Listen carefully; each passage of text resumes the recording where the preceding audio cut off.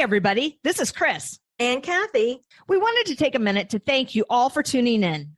We appreciate every listener and are grateful for this platform. Please help us share our vision by subscribing to our show through your favorite streaming app. Follow us on Facebook, Instagram, TikTok, and YouTube at Petability Podcast. Check out our ever-growing list of affiliates and sponsors. Simply go to the show notes for information and links. And be sure to use our promo code PETPOD22, that's PETPOD 22, on checkout to receive your discount from our affiliates. And now, here's a word from our sponsor. Hi, I'm Alon Landa, CEO of Medcovet, and I'm a proud sponsor of Petability. We decided to partner with Chris and Kathy because, like them, we want to empower all pet owners who are trying to do the most for their pets. At Medcovet, we specialize in advanced home laser therapy for pets. Laser therapy is a safe and effective treatment for common conditions like arthritis and wounds, and it relieves pain for most conditions caused by inflammation. With Medcovet, pet owners can perform this treatment at home while receiving support from experienced clinicians. If you think your pet would benefit from healing at home, visit medcovet.com, and one of our clinical experts will work with you to determine if home laser therapy is the right fit for you and your pet. Tell them Petability sent you.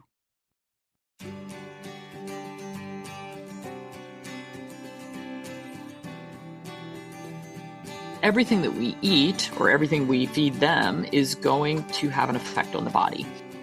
Welcome to Petability. I'm your host, Kathy Simon, certified veterinary technician and certified canine rehabilitation practitioner. And I'm your host, Chris Cranston, licensed physical therapist and small animal physical rehabilitationist. Our podcast provides interviews and information to help your pets live their best lives. Good morning, Chris. How are you doing today? Hey, Kathy. Excellent. I'm really, again, psyched up for our guest and topic today. It's going to be a good one. I know. We have a great guest today. We have Dr. Judy Morgan from Naturally Healthy Pets, and we're going to be talking to her about food therapy today. And I was thinking about it all day yesterday because I was really excited about this topic, and it got me thinking a lot about food, which you know I love. I love food so much, right? But it started me thinking on this whole different path about how certain foods make me feel, sort of physically, but also emotionally. So, for instance, yesterday I made a strawberry banana smoothie. And as I was, getting prepared, I got out the strawberries and I picked out the perfect banana with just a little bit of speckle on it and some, coconut water. And as I'm preparing it, I'm actually like, I'm excited about it. And it was delicious. And it felt so good. And I would dare to even say that it elevated my mood. It had this whole physical and emotional aspect to it. And conversely, it made me start thinking about foods that I stay away from, right? Because for me, I try to steer away from red meats because they make me feel sluggish and heavy and sort of generally yucky. And that's just my body's response to that. So I kind of steer away. Sorry, no pun intended. I steer away from red meat because I know it won't make me feel well. So I was really surprised at how much of a physical and emotional response I had to food. And I wonder if pets have a similar experience. So, we know food has an effect on the overall health of our pets, but can it affect their mood and or their behavior? Kathy, I just have one thought there because, you talked about picking out the perfect strawberries and the perfect banana. Yeah. And, the issue with our pets is that they have no choice. They got no choice, right? They only can eat what we provide. Exactly. So we need to know about nutrition and, what we are putting into our pets' bodies. And it started me thinking on this course of, can food affect, behavior in our pets? Can it affect their mood?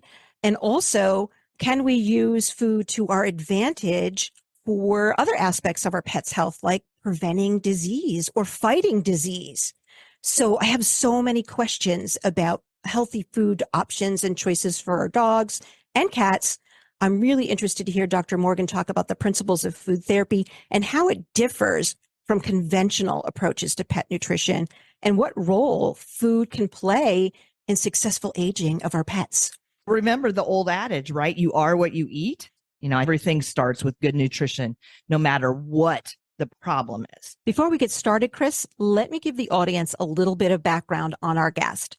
Dr. Judy Morgan earned her doctorate from the University of Illinois College of Veterinary Medicine. Throughout her 36-year career in clinical practice, she became a certified and accredited veterinary acupuncturist, chiropractor, and food therapist. Retiring from clinical practice in 2020, Dr. Morgan has since shifted her focus through her company, Naturally Healthy Pets, which she offers educational content, provides online consultations for clients, as well as resources and products.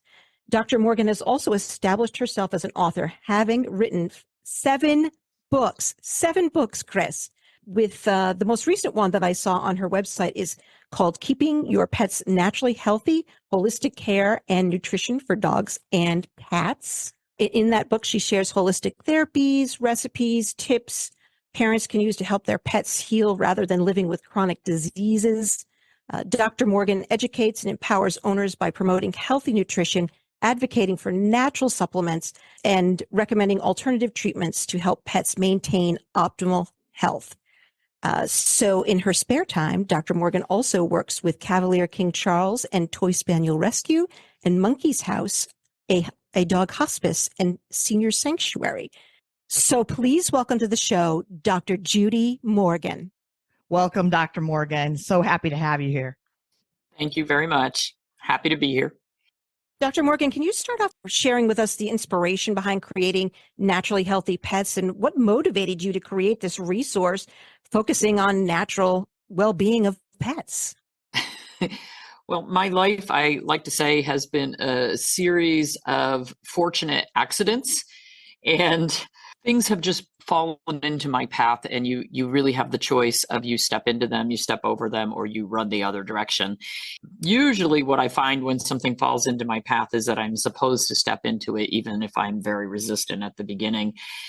And so I was offered the opportunity to become the face and name of some products from New Zealand here in this country for pet owners. I kind of said, well, I don't know how to do that. I don't know how to market products. I don't want to market products. I'm not going to do it. And so the products showed up in my veterinary clinic anyway. So I started giving away the product. It was a dental health product, which we still have. It's our #1 seller, and a wellness product containing deer antler velvet, green lip mussel, some really good things. So I gave away some of the products. Michelle Allen at Monkey's House with her senior dogs that all had mobility issues and cancers and heart disease, kidney disease, liver disease, you name it. I gave her some of the product. I said, Michelle, try this stuff out. Tell me if it works. And I got to figure out what I'm doing with all this. And she started texting me within a few days saying, oh my gosh, these dogs are running around. They are not acting like seniors. They are crazy.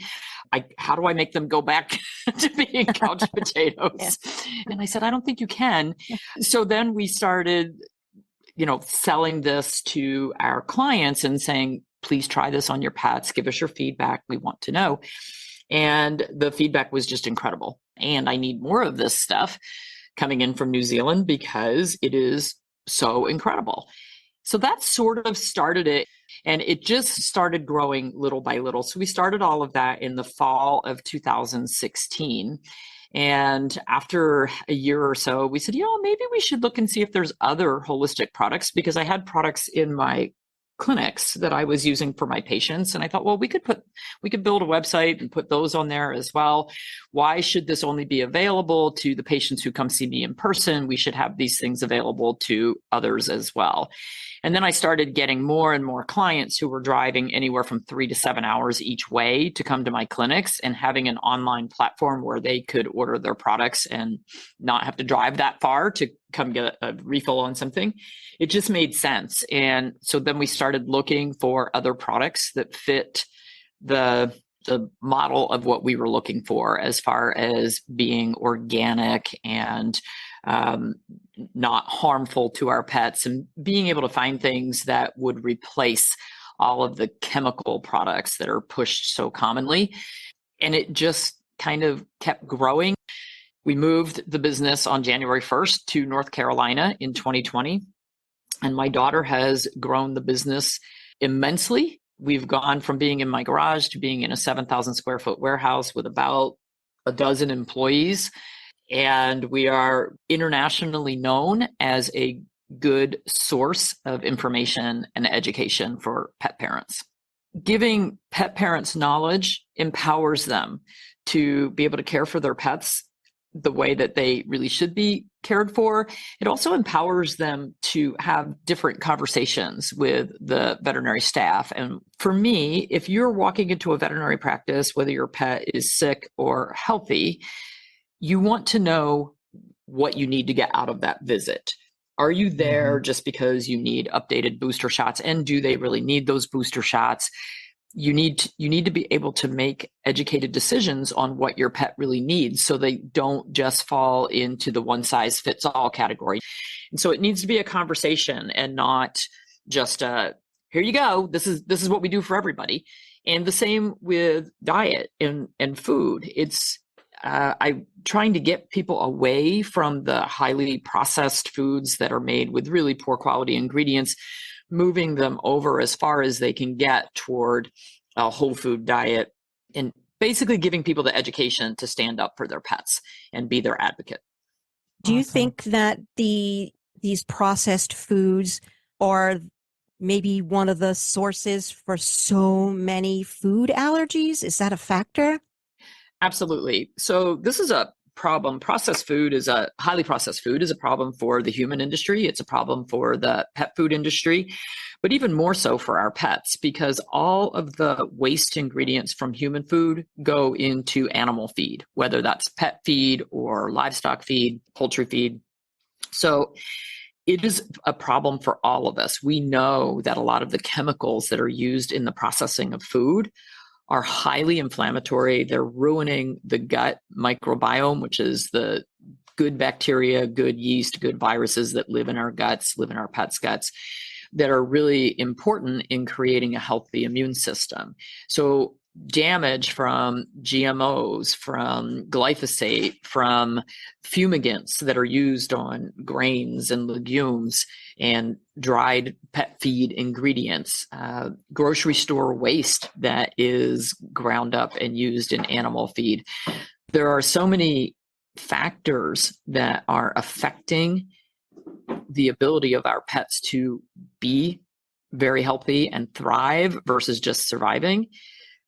Absolutely is contributing to immune system disease, contributing to allergies, contributing to chronic inflammation. So arthritis, pancreatitis, nephritis, hepatitis, anything with an itis on the end, that's an inflammatory reaction. And all of that inflammation is created by what we put into the body.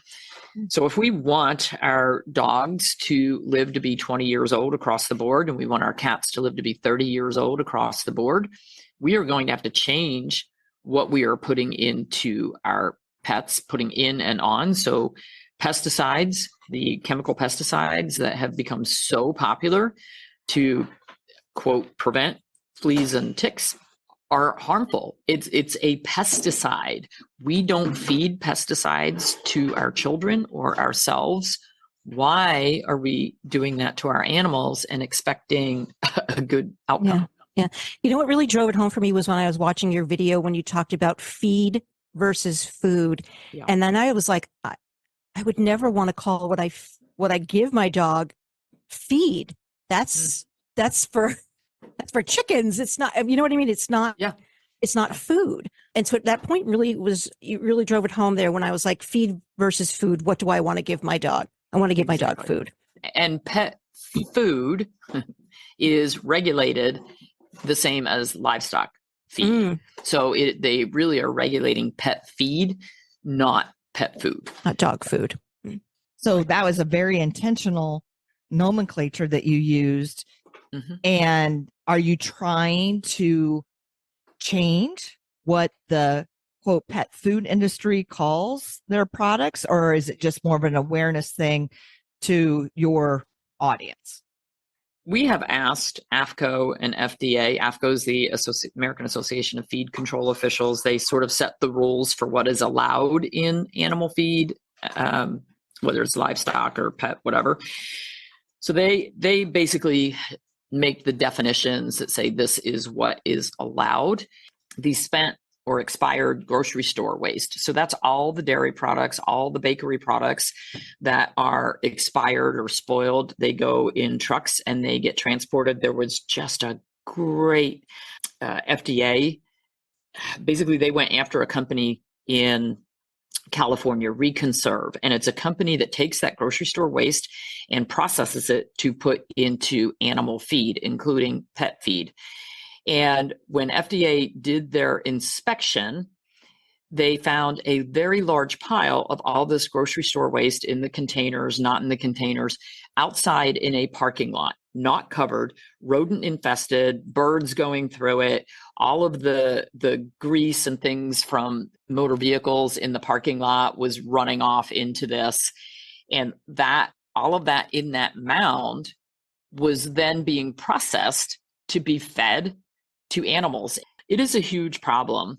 It's so difficult to weigh through all of these dog foods on the market, the newer ones, the new high-end ones. And aren't they required to put that on their label, that they're putting these things in our dog's food? Oh, so like the dried bakery products, it's going to say on the label dried bakery products. Yeah. Now, if you're a pet parent, do you know where that comes from? Do you know what that really is? No. So the labeling, and that's one of the things that we do when we've got blogs and videos on trying to teach people how to read pet food labels. It's very difficult. And we also have problems. So the huge recall in the end of 2018, beginning of 2019 was for excess vitamin D in pet food, because the vitamin mineral mix that is added to the food to actually get the nutrients up to the level that we need for our pets to survive, somebody miscalculated, put too much vitamin D in there, and vitamin D will cause kidney failure and death in high enough amounts. So tens of thousands of animals died before they finally came out with the recall, which was across many, many brands, because there's only a few companies that make those synthetic vitamin mineral mixes, and everybody buys from the same couple of companies. So if there's a mistake, it's going to go across many, many brands. So I don't like to see that synthetic vitamin mineral mix added in food, because when I see that, I say, oh boy, what if there's a mistake again? And the problem is we have to have thousands of pets get sick or die before somebody raises a red flag and says, I think I see a problem. So it's very, very difficult to get to that level. And then it requires a lot of investigation. It requires enough consumer complaints to FDA and to their state regulators in order for anybody to even go in and start investigating something. So it's a big process. Well, this has all been like really enlightening. Can we pivot to the positive side of things? Sure, absolutely. and move from again, this is very, very educational, but then what should we do?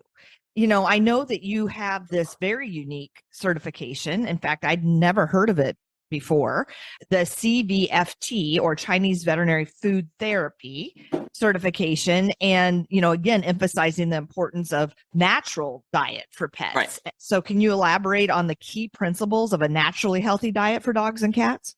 Sure. So there is no such thing as people food. There is such a thing as food. There's food and there's feed. If we are feeding our pets food that we would eat, then we are feeding them healthy food, unless you're feeding them Doritos. But if you look at what is a healthy diet for us, meats and vegetables, those are great because we know what they are. So if you see beef, you're getting beef muscle. If you see beef liver, you're getting beef liver. So we want things that are human grade ingredients that are going into our pet food. We don't want waste products. We don't want cancerous cuts of meat going into the food. We want real food. And then when we look at the food, just like Kathy was saying at the beginning, everything that we eat or everything we feed them is going to have an effect on the body. It can be something, So this is my easiest way for people to think of effects that it might have on the body. So we talk about thermal energetics of food. Does it add warming to the body? Does it add cooling to the body? Or does it have a neutral effect? Think when you eat a spicy meal with a lot of curry or cayenne pepper in it, and you can feel the burn, hot chili peppers, you feel the burn when they're going down. Well, that's adding warmth to the body. And then as humans, we start to sweat if we eat something that's really that hot and spicy. And that is a way for the body to actually cool itself. And then in the summer, if it's really hot, what do we go for? We go for something like ice cream or dairy products. We go for watermelon straight out of the refrigerator. And it's not the fact that it was in the refrigerator. It's the fact that watermelon has a lot of moisture and has a cooling effect on the body. So we can look at it from the Chinese perspective of yin and yang. Yin is cooling and moisturizing, yang is hot and drying. So all foods are categorized into their thermal energetics. Are they warming? Are they neutral? Are they cooling? And then we can go as far as, are they cold or hot? So there's a broad spectrum that we can go across. And then we can look at our pets and say, well, is my pet cold? Are they always curled up in a little ball, trying to sleep next to the fireplace or next to the heater? Do they like to burrow under the blankets? Do they snuggle up right next to me? Do they not drink very much water? That's a pet that is colder. Do we have, go more with dogs right now, but do we have a pet who's panting, who has excessive thirst, who has a dry coat, who sleeps sprawled out on the floor, wants to sleep on the air conditioning vents, has to have the fan on at night? Those are pets that are too hot. So if we have a pet who's too hot, we're going to choose food that is going to be cooling to the body. If we have a pet who's too cold, we're going to choose food that is warming to the body. So that's the simplest steps that we can take. But then there are other properties of food that we can use if we have a pet who's out of balance or has a disease state. So let's say you have an animal in liver failure or heart failure, and they've got fluid buildup in their lungs or fluid buildup in their abdomen. Well, that is a damp condition. There's too much moisture. So what we do is we add things to the diet that will drain damp. And so we have a long list of them, things like celery and dandelion and asparagus and radishes to help move that fluid. Can we do it with drugs? Yes. Can we use less drugs if we use foods that are also targeting that condition? And that's the beauty of this. So I designed diets based on what do we need to do? Do we need to warm the animal? Do we have a cancer that is, we look at the Chinese medicine origin of that cancer. Is it because we had a blood deficiency where the tongue was pale and dry, the coat was dry, and blood wasn't moving, energy wasn't moving well enough, and we got this lump formed? Do we need, first of all, we need to move the lump. So we need to move the energy or the qi. We need to resolve stagnation because a lump is an area where the energy and the blood are not flowing. Do we need to build blood? And then we look at foods that fall into those different categories, and we use those for healing. So for instance, in traditional medicine, a diagnosis that we get way too often, particularly in our kitty cats, is chronic kidney failure. And from a traditional medicine standpoint, it's a one size fits all. As soon as you see a change in a kidney enzyme value, the first thing you're going to hear is, oh, they need to be on this dry kibble. That's absolutely the worst thing we can do for an animal in kidney failure. But for from a traditional Chinese veterinary medicine or TCVM standpoint, every animal is an individual. So we might have two dogs that have kidney disease. One of them is hot and dry and panting and drinking a lot. The other one is actually cold, not drinking very much, and is leaking urine. They are two totally opposite sets of symptoms, and we would feed them pretty opposite to each other from a food standpoint. So we want to look at all the symptoms that we have, and it's not a one size fits all. So that is the beauty of food therapy. We can tailor diets to the individual symptoms that pet is showing. So we have diets for literally anything. My yin and yang nutrition book basically divides things down. Okay, you've got heart disease in a cold dog, heart disease in a warm dog, heart disease where the blood is pooling, heart disease where they've got fluid buildup. So we go through all the different organ systems, which are all the Chinese elements, and talk about based on what symptoms the pet is showing within that disease. That's how we pick the diet. What about diseases that we don't know a lot about? So I'm just going to pick SARDs, for instance. So Like our sudden acquired retinal degeneration dogs, and we think that blindness might just be a syndrome or symptom of the disease. We don't really know or understand its origin or how to treat it. Do we treat that pet as an individual symptomatically? How would you Yes. treat a patient where we don't really know a whole lot about the disease? Well, that's the great thing. We don't have to know the disease, and we don't have to have a disease diagnosis. We just, from a Chinese medicine standpoint, if you went to a TCVM practitioner, they would evaluate your pet's tongue color, size, shape, whether it had any coatings on it. They would feel the pulses and determine where there were excesses in the body or deficiencies in the body. They would do a complete physical exam, but they use all of their senses, including the sense of smell, and go over the animal hands-on, feeling for where do we have sensitivities on which acupuncture points. So there's an awful lot that can go into that. And then you can treat that animal based on, okay, his tongue is dry and pale. That's a blood deficiency. Great. He's hiding under the blankets. He's cold. Okay. We know what we need to do with that. So we use all of our senses to then make a diet. And sometimes depending on how serious the condition is, how long-standing the condition is, we may add herbs. And the herbs are just a more powerful food therapy.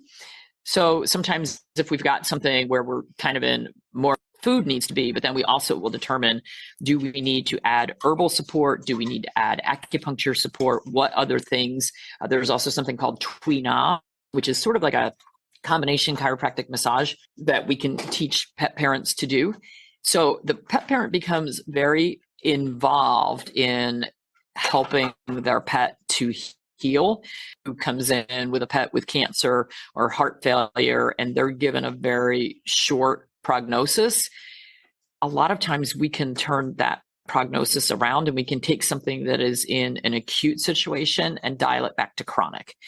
So for instance, my dog that was in stage D, mitral valve disease, heart failure, when I took him to the cardiologist, who's a good friend of mine, always worked on my dogs, and he said, I'm really sorry, your dog's in stage D. It's the final stages. He's probably got a couple of months left to live. And I said, thank you very much. That's great. We'll change his medications around, and then I'm going to go change around what I'm doing. And instead of 2 months, I got 24 months of high quality life. We see this all the time. You mentioned at the beginning, Monkey's House, Senior Dog Hospice and Sanctuary. In order for a dog to get admitted or taken into Monkey's House, they have to have a terminal diagnosis. They have to be homeless and have no one to care for them. So many of them come from high kill shelters. They get picked up off the streets. They go in. The veterinarian looks at them and says, oh my gosh, this dog has a grade 6 murmur. The labs say that the dog is in end stage kidney disease. It's also got liver disease, and it's got 3 mammary tumors hanging off of it. This dog needs to be put to sleep. And they end up at Monkey's House. And food therapy is very, very critical. It's probably the most important piece of what is done at Monkey's House. All the dogs get incredible veterinary care. So if they need to see the cardiologist, they do. If they need more lab work, they get it. If they need surgery or dental care, whatever needs to be done, they get. Many of those dogs that were given a death sentence, their life expectancy changes totally. Yeah. Really powerful what we can do. It really is. It made me think of this dog that I saw a couple of years ago, this wonderful black lab who had been a retired service dog. She was somebody's guiding eyes dog. She was a seeing eye dog, and she was retired, and I had to get another dog, and they placed her with one of my clients. And shortly after that, she was diagnosed with a really aggressive cancer. And they opted to do, this dog is about 10 years old at this point, and they opted to do surgery, and they removed her spleen, and the owner went full on like into food therapy, making her dog food, doing all the things that you were talking about. And I was going on a 1-year sabbatical. And so when I saw that dog after surgery, I said my goodbyes. I said, I love you. Goodbye. You won't be here when I get back in my mind. And when I came back, there she was. And she was looking really good, and she was really happy. And that dog got almost 2 years longer than her prognosis of 3 months after her splenectomy. And it was good time too. It wasn't like miserable time. It was really good Exactly. time. Yeah. Exactly. It's just really powerful. So, Dr. Morgan, this all sounds great. I mean, I get everything you're saying as far as, whole foods and things that, we would feed ourselves and specific things for specific conditions, illnesses, and so forth. But what do you say to those pet parents like me that would say, I'm never going to prepare my dog's diet? I mean, you just got done saying, these pet owners are all in and they have to, be a partner in this. But that's just not me. I want my dogs to live, forever, as they say, but I can't see myself spending the time, the money. I'm sure a lot of people have, income, issues with some of this because I think it is more expensive. Mm-hmm. Maybe that's a myth. I don't know. How do you talk to these people? And well, good. So I want you to talk, to expound on that. The people that are unwilling or unable to prepare or cook, their dog's meals, even though in our minds we know that we don't want to feed the process, we don't want to feed the kibble. So we have a lot of options. There are actually 2 or 3 companies that make diets according to TCVM food therapy. So they actually are available commercially. And the other thing is you can change. So for instance, when I first started getting into food therapy, my office manager had a beagle puppy. And this puppy was just wild, crazy, off the wall, and just untrainable. And she said, I don't know what to do with this dog. I've never had a dog that's this difficult. And I said, well, what are you feeding the dog? And she said, I'm feeding a lamb and rice kibble.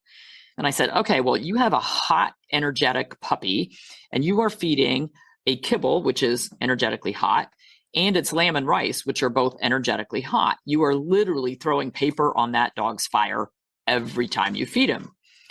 And I said, she didn't have kids and she didn't have time to cook or anything. I said, well, let's just start with something really simple. Let's just move to something that it would be more cooling. So I think we went to a beef and something kibble. So it was a very simple change for her. She just bought a different protein flavor.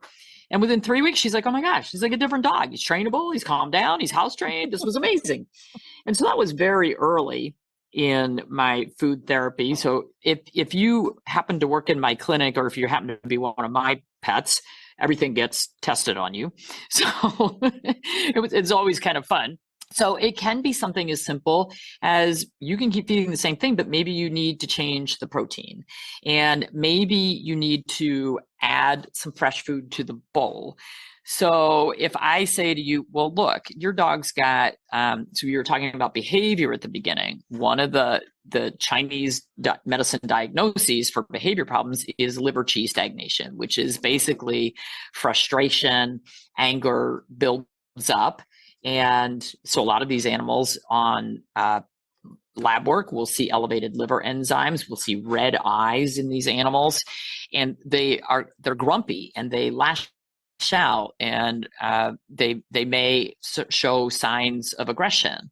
Well, okay, we need to move the liver qi stagnation. And again, maybe you're feeding a food that you feel comfortable with, whether it's a kibble or whatever, hopefully a decent kibble. But okay, can we throw something in the bowl or use something for treats that might help? Could you buy some dandelion root capsules and use those as treats? Something very simple. So you can just put a topper on there where you don't even have to cook a whole meal. You could say, well, I'm just going to go get some herbal support for that, because there's a lot of herbs that are available in different combinations. A lot of different companies have those. Certainly, yes, if you go all in, you're going to solve the problem more quickly and you're going to probably get a better result. But if you can't go all in, then you look at, well, what foods might work for that? Would celery be a great thing to help my pet with whatever we're dealing with? Great. I'm going to see if my pet will take celery as a treat. And it's really kind of amazing. There's something called zoopharmacognosy, where the animal knows what they need. And so, for instance, I love to grow herbs, and I have had times where I'm trying to plant herbs and my dogs are eating them as soon as I put them in the ground, because they know that that is something that they need. So if you have an herb garden, you can let your pets go out there and wander around and pick what they think they need. But it doesn't have to be all in. It can be something simple. Dandelion greens are, so everybody everybody hates dandelions. I look at my yard and I go, yay, dandelions, because I have clients who grow dandelions purposely in their garden. They grow these beautiful greens because they are so beneficial for our pets for a lot of reasons. So we need to start looking at nature and saying, wow, there's some good stuff out here instead of constantly trying to kill it. My mind is just swimming too as you're talking, and you were talking about animals that are grumpy, and I was thinking about these, these poor hyperthyroid cats who are just like, they're so grouchy and they're so hungry, and so many aspects, so many patients I think we can apply this to. Even in rehab, some of our CCL tear dogs, our degenerative myelopathy dogs, our IVDD dogs, there's so many, it applies to everyone. I could use this for everyone. Absolutely. Where does a probiotic fit into this? Because you talked earlier about, the biome of the gut, and I've heard the term that the gut is the brain of the body. Yep. And so do you, believe that most dogs should be on a probiotic given what we're, typically feeding them as a uninformed owner? Probably. We should be adding high quality probiotics. And unfortunately, there's a lot of low quality probiotics on the market. So I would just caution people, look for a pure probiotic that doesn't have a base ingredient like rice powder or animal digest, rendered ingredients. So we want to look for a pure probiotic. That is one thing. And probiotics, once they're open, need to be stored in the refrigerator. But particularly if we're not feeding the highest quality diet, then probiotics can be critical for gut health. So you were asking about allergies at the beginning. Allergies are a problem associated with leaky gut. It's also, there's a genetic component. But when we have leaky gut, which is basically the gut lining is swollen and is allowing the larger particles of protein molecules to get into the bloodstream. And then the bloodstream says, oh my gosh, foreign invader, let's react. So that is why we have so many more allergy problems than we used to, because we have a lot of leaky gut and we have a lot of dysbiosis, which is an imbalance in that gut microbiome. So probiotics can be really healthy. Everybody looks at bacterial probiotics, but another one that is often overlooked and can be extremely healthy, particularly if your pet has been on antibiotics, and antibiotic means against the bacteria. So when your pet is on an antibiotic, it might kill the bacteria that's causing the urinary tract infection or the skin infection, but it also just killed off everything in the gut that we need for life and our immune system. And so while they are on antibiotics, Saccharomyces boulardii, which is actually a yeast probiotic, is excellent addition. So if they are on antibiotics and then after the antibiotics are finished, continue the Saccharomyces and a good probiotic, bacterial probiotic, for a good couple of weeks, most of these animals will come around.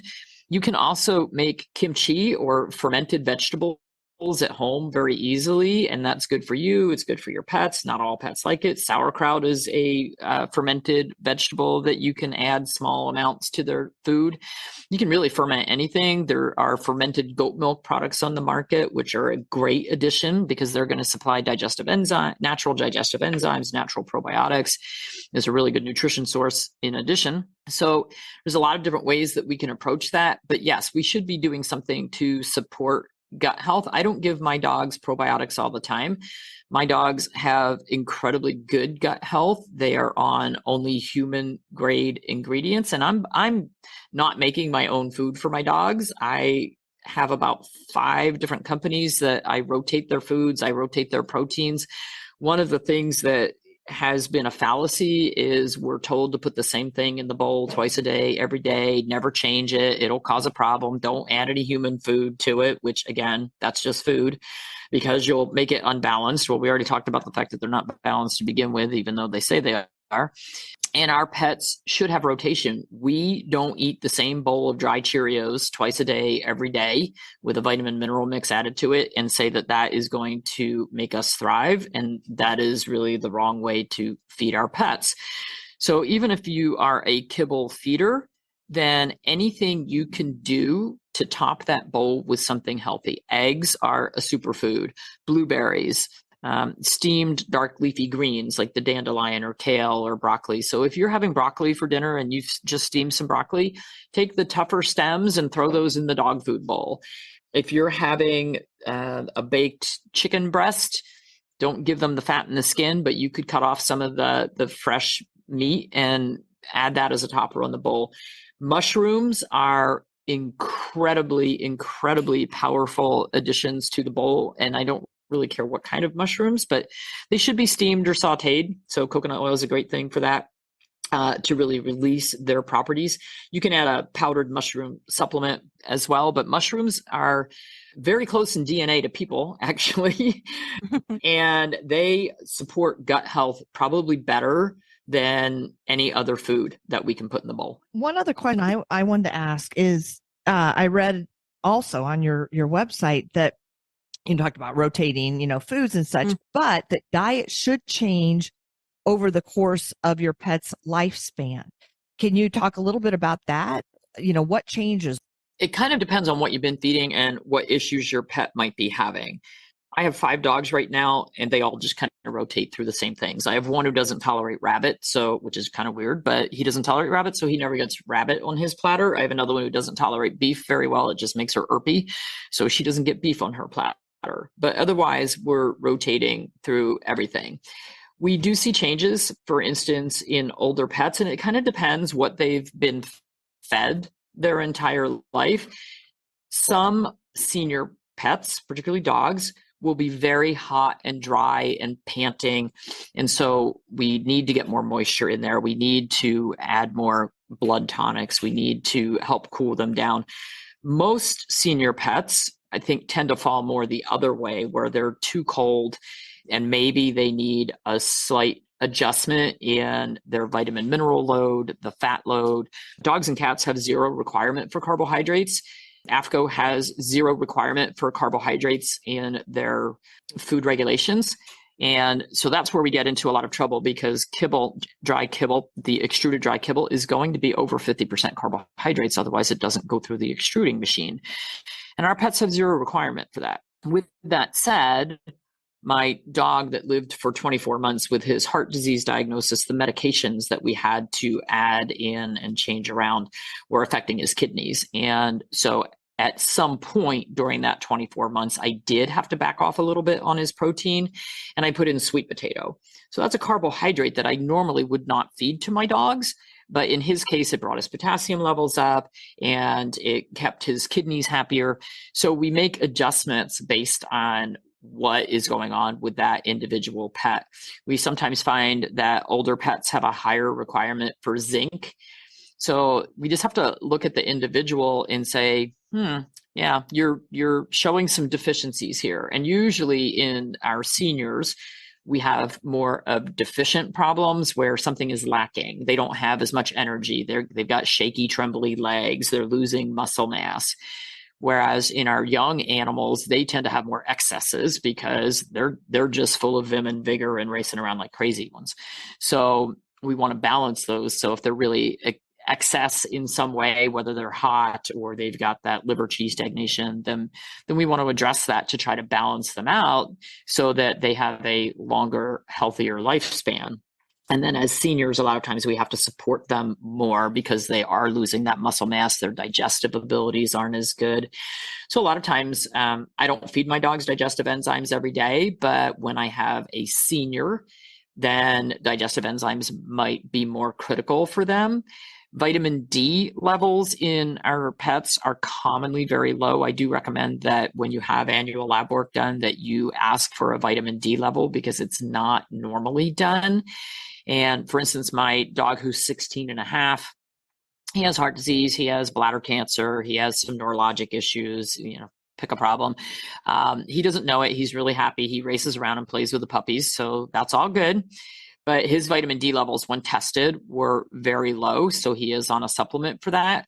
And we see that we get vitamin D levels that are very low in animals with any kind of bowel disorders. So inflammatory bowel disease, pancreatitis, heart disease, cancers. A lot of times those animals are low in vitamin D. And a lot of times those diseases are being caused by that lack of vitamin D. So we don't want to just supplement vitamin D because excess vitamin D is deadly. So you should always test first, and don't use human supplements because they're always way too concentrated and you will cause problems. Can I shift gears here? Because I I want to talk about poop. Is anybody ready to talk about poop yet? Sure. Because I think you can learn a lot from poop as yeah. a veterinary technician. And for a long time, I worked at an avian practice, and I learned everything about this bird's health by what their droppings look like. Just about everything from what their droppings look like. Tell us, what can we learn from our dog's poop? What its consistency, its color, its odor, what can we learn? Oh my gosh. Do you have 6 hours? I actually have a blog talking about different consistencies of poop and what they mean. So that might be worth checking out. It's a few years old, and it actually has a picture of one of my dogs sitting on the toilet. So it's my tricolor Cavalier. So if we've got blood or mucus or both in the poop, that's what we call a hot diarrhea.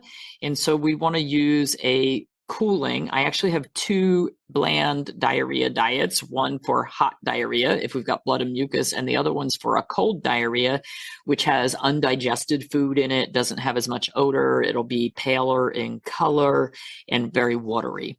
So even our bland diet, the old crappy chicken and rice and beef hamburger and rice is not where we want to go, because they don't digest rice very well anyway. So that's not a good thing.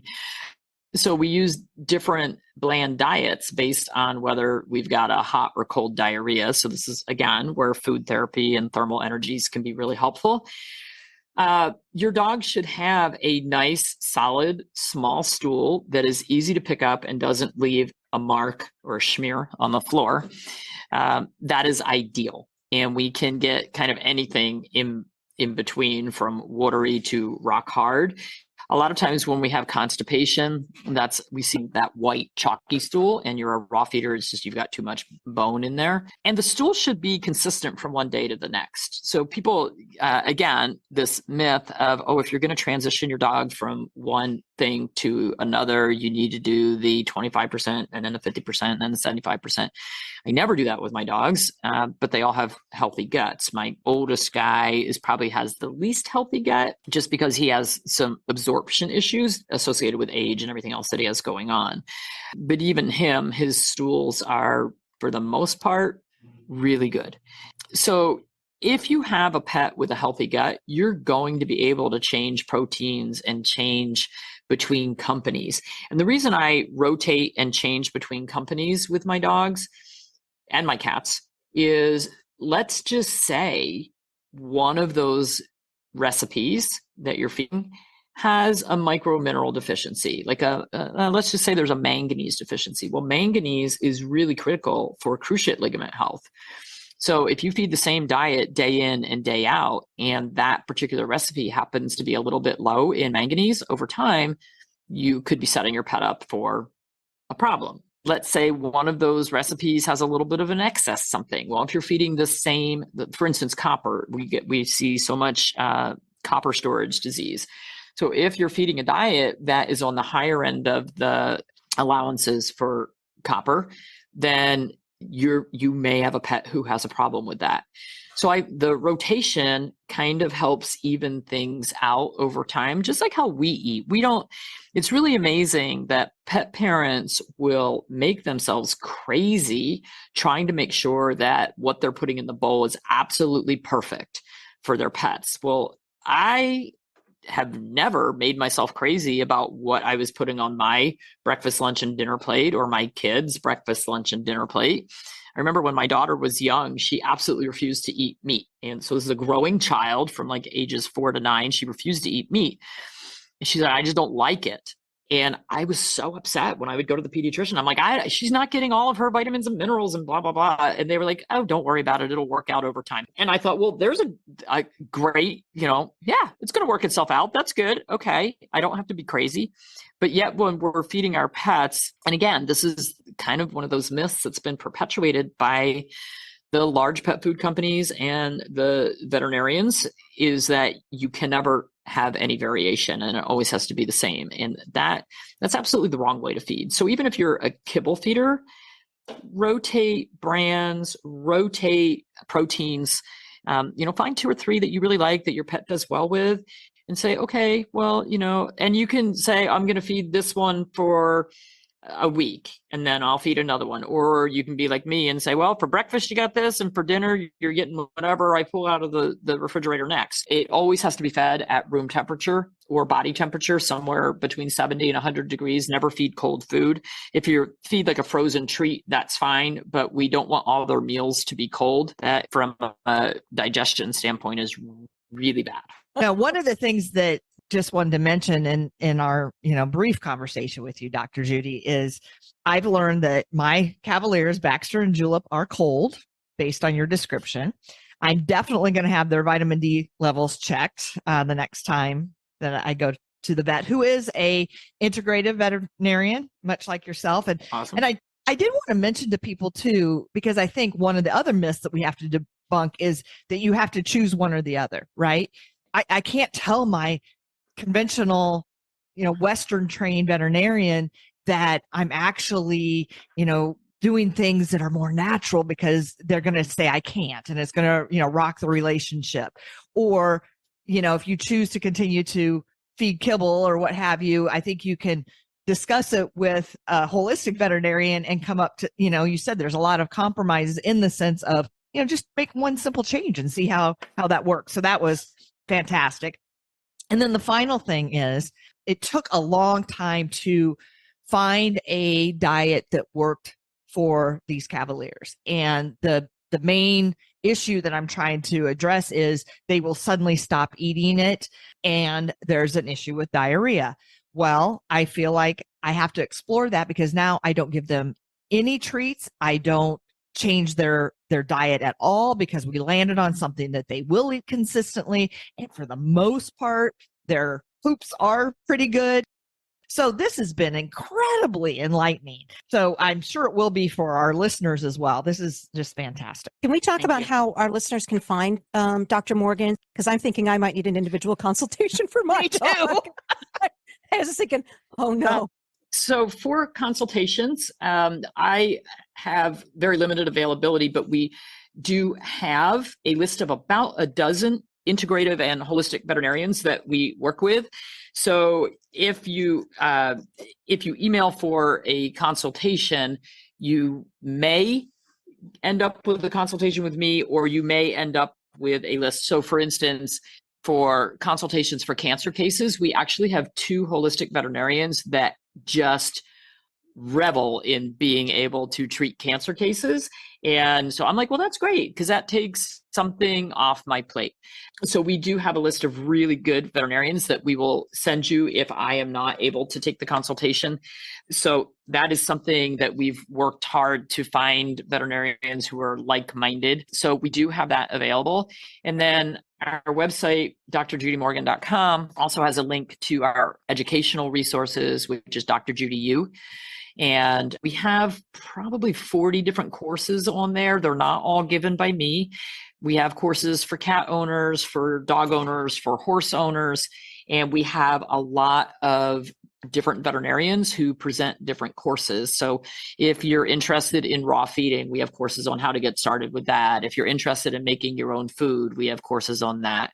Probably our most popular courses are the Homemade Food for Dogs 101, the Cat Longevity and Dog Longevity, 2 separate courses. And then we do have 2 courses on traditional Chinese veterinary medicine food therapy. So if people really want to dive deeper into that, there's a basic course, and then there's a more advanced course. So if you take the first one and you say, wow, I want to know even more about this, then you can take the advanced one as well. I also wanted to mention on the website that you have many resources for free, PDF downloads and things. And I signed up, and I've started getting your emails, and, that's wonderful. I'm learning, as we speak. I mean, we have more courses that'll be coming out in this spring, but we are having an event in Orlando, Florida, October 12th and 13th. And we have 7 speakers from around the world. It's an international event on natural pet care. So we have speakers from the Czech Republic, from Australia, Ireland,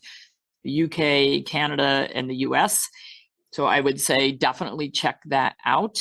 It'll be 500 like-minded people learning for an entire weekend in Orlando. So we're really excited about that. So is the audience for pet owners, or is it other professionals? Both. So they're kind of the 2.0 pet parents that really want to dive deeper into natural care.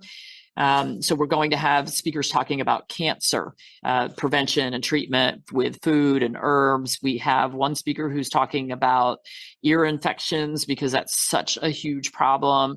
We have speakers talking on endocrine diseases and adrenal gland stress. So we actually have a lot of veterinarians, holistic veterinarians, that some of them are just getting started in the holistic field that will be there, a lot of veterinary technicians, and a lot of pet parents. So I would say it's probably going to be a mix across the board. A lot of people who are in the pet industry, whether they have a pet store, pet walking business, something where they want to be able to give more information to other people. So it's across the board.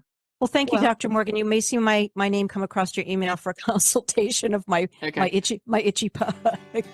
Dr. Morgan, thank you for joining us today. We learned so much, and I'm sure our audience did as well. And we'll be sure to put all your contact information in our show notes. Thank you for joining us. We hope you enjoyed our show. Follow us on social media at Petability Podcast. And please check out our affiliates and sponsors. Simply go to the show notes for information and links. Thank you, and tune in next time.